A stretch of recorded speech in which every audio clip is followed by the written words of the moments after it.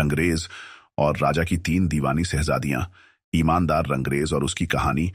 किसी दूरस्थ राज्य में, एक छोटे से गांव में, एक गरीब लेकिन बेहद ईमानदार और मेहनती रंगरेज रहता था। उसकी कला की ख्याति दूर दूर तक फैली थी। वह पुराने और फीके कपड़ों को नए और चमकीले रंगों से ऐसा सजा देता कि वे नए जैसे दिखने लगते। लेकिन उसकी कला के बावजूद वह गरीबी में जीवन बिता रहा था। रंगरेज न केवल अपने काम में माहिर था, बल्कि वह हमेशा दूसरों की भलाई की सोचता। वह जरूरतमंदों के कपड़े बिना पैसे लिए रंग देता। उसकी यह ईमानदारी और भलाई उसे गरीब जरूर रखती, लेकिन उसका दिल हमेशा शांत रहता। गांव के लोग उसे बेहद पसंद करते थे। कोई भी त्योहार हो, हर कोई रंगरेज से अपने कपड़े रंगवाने आता। लेकिन रंगरेज का सपना कुछ और था। वह चाहता था कि उसकी कला राजा और उसकी प्रजा तक पहुंचे। राजा की 3 शहजादियां और उनकी दीवानगी इस राज्य के राजा की 3 बेटियां थीं। शहजादी अनारा, गुलनाज और महाजबीन। ये राजकुमारियां अपनी खूबसूरती और अनोखे स्वभाव के लिए जानी जाती थीं। लेकिन उनकी एक अजीब कमजोरी थी, रंगों की दीवानगी। उनके जीवन का हर पहलू उनके पसंदीदा रंगों से बंधा हुआ था। अनारा को लाल रंग से इतना लगाव था कि उसने अपने कमरे से लेकर अपने कपड़ों तक सब कुछ लाल रंग में सजा रखा था। वह अक्सर लाल गुलाब के बगीचे में समय बिताती और लाल मोमबत्तियों की रोशनी में कहानियां पढ़ती। गुलनाज को हरे रंग से ऐसा प्रेम था कि उसने महल के बगीचे में केवल हरे पौधे और बेलें लगवा रखी थीं। वह घंटों तक पेड़ों के नीचे बैठकर प्रकृति की सुंदरता का आनंद लेती। महजबी सबसे अलग सफेद रंग की दीवानी थी। उसे सफेद रंग में शांति और पूर्णता दिखती थी। उसने अपने कमरे को सफेद पर्दों, कालीनों और मोतियों से सजाया था। उनकी इस दीवानगी ने पूरे महल का वातावरण बदल दिया था। राजा उनकी इस आदत से परेशान था। तीनों बेटियां रोज नई मांगें करती और महल के खजाने से भारी खर्चा होता। राजा का आदेश। एक दिन राजा ने इस समस्या का समाधान खोजने का निश्चय किया। उसने राज्य में ऐलान करवाया कि जो भी उनकी तीनों बेटियों के लिए सबसे अनोखे और अद्वितीय रंग तैयार करेगा, उसे सोने चांदी से पुरस्कृत किया जाएगा। लेकिन साथ ही एक चेतावनी भी थी, यदि कोई असफल रहा तो उसे कठोर सजा दी जाएगी। ये खबर सुनकर राज्य के कई कारीगर और कलाकार महल पहुंचे, लेकिन किसी का काम राजकुमारियों को संतुष्ट नहीं कर सका। राजा की चुनौती अब डरावनी बन चुकी थी। रंगरेज का निर्णय। रंगरेज ने भी यह ऐलान सुना। उसने सोचा, अगर मैं इस चुनौती को पूरा कर सका तो शायद मेरी गरीबी दूर हो सके। मैं अपनी बेटियों की तरह इन राजकुमारियों के लिए भी अपना हुनर इस्तेमाल कर सकता हूं।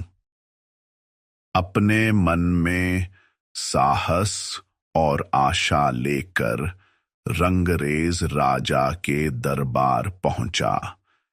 राजा ने उसे गौर से देखा और कहा, क्या तुम जानते हो कि यह काम कितना कठिन है? अब तक कोई भी सफल नहीं हुआ है। रंगरेज ने विनम्रता से उत्तर दिया, महाराज, मैं अपनी पूरी कोशिश करूंगा। बस मुझे 3 दिन का समय दें। राजा ने उसे यह समय दिया, लेकिन उसकी आंखों में संदेह साफ झलक रहा था। महल में रंगरेज का प्रवेश। रंगरेज महल के भीतर अपनी सामग्री के साथ पहुंचा।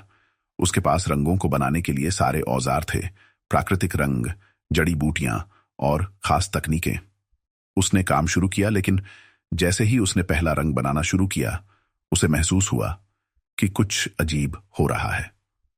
महल का वातावरण उसके गांव से बिल्कुल अलग था। यहां हर चीज भव्य और राजसी थी, लेकिन रंगरेज को यहां एक खालीपन महसूस हुआ। राजकुमारियों की दीवानगी ने महल को सुंदर तो बनाया था, लेकिन इसमें आत्मीयता और संतुलन की कमी थी। रात के समय जब वह रंग तैयार कर रहा था, उसे अपने रंगों के बर्तनों में हलचल महसूस हुई। पहले उसने इसे अपनी थकावट समझा, लेकिन फिर अचानक एक तेज चमक के साथ एक आवाज आई, तुम्हारी ईमानदारी और मेहनत ने मुझे यहां बुलाया है। मैं रंगों की आत्मा हूं। यदि तुम मेरी मदद चाहते हो तो मैं तुम्हें ऐसे रंग दूंगा जो इन राजकुमारियों की दीवानगी को ठीक कर सकें। रंगरेज ने श्रद्धा से कहा, अगर यह सच है और मैं अपनी कला से इन राजकुमारियों को खुश कर सकता हूं तो कृपया मेरी मदद करें। आत्मा ने कहा, लेकिन यह आसान नहीं होगा।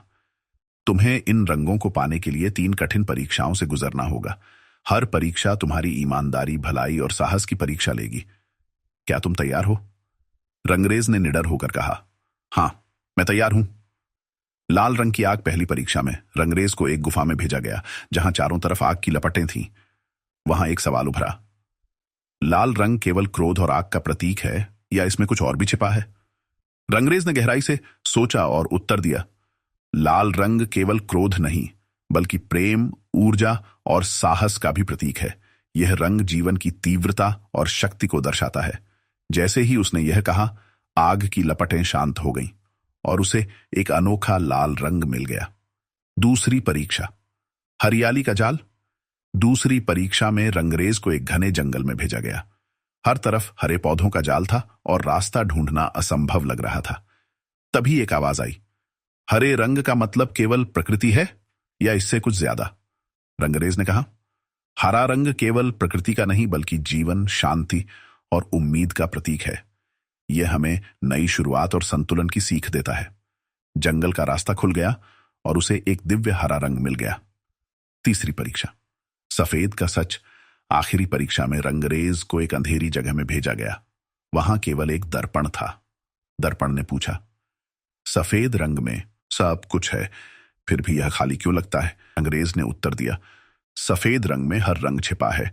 यह केवल खाली नहीं, बल्कि पूर्णता और सादगी का प्रतीक है। ये हर भावना और हर रंग को अपनाने की क्षमता रखता है। अंधेरा छंट गया और उसे एक अद्वितीय सफेद रंग मिल गया। राजकुमारियों की दीवानगी का अंत 3 दिन पूरे होने पर रंगरेज ने अपने तैयार किए गए रंग राजा के सामने पेश किए। लाल रंग ने अनारा को सिखाया कि यह केवल दीवानगी का नहीं, बल्कि साहस और ऊर्जा का प्रतीक है। हरे रंग ने गुलनाज को दिखाया कि शांति और संतुलन जीवन के लिए जरूरी है। सफेद रंग ने मजहबियों को एहसास दिलाया कि सादगी और पूर्णता ही असली सुंदरता है। तीनों राजकुमारियां अपनी दीवानगी से मुक्त हो गईं। उनके दिलों में संतुलन और आत्मविश्वास आ गया। रंगरेज का इनाम। राजा रंगरेज की ईमानदारी, मेहनत और कला से इतना प्रभावित हुआ कि उसने रंगरेज को महल का मुख्य रंगसाज बना दिया। अब रंगरेज केवल राजा के लिए नहीं, बल्कि पूरे राज्य में अपनी कला का जादू बिखेरने लगा। उसकी गरीबी दूर हो गई, लेकिन उसकी सादगी और ईमानदारी ने उसे हमेशा सबका प्रिय बनाए रखा। सीख, रंग केवल आंखों के लिए नहीं, बल्कि आत्मा को भी सुंदर बनाते हैं।